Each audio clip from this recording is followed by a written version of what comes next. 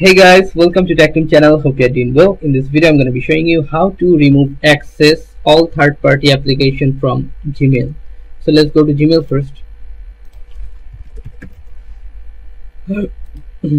Log into your Gmail account, then go top right corner, your profile icon, click on this and you'll find here manage your account. Just click on this. Now go here, security,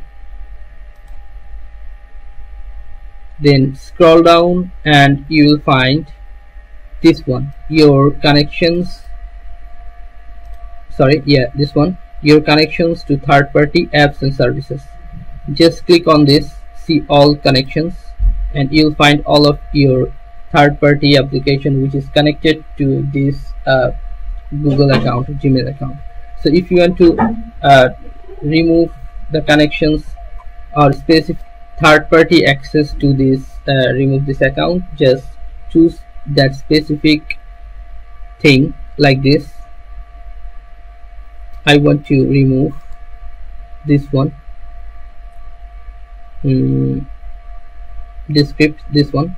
Just click on this, on that specific application or services, then you will find here delete all connections you have with this script. Just click on this and make confirmation.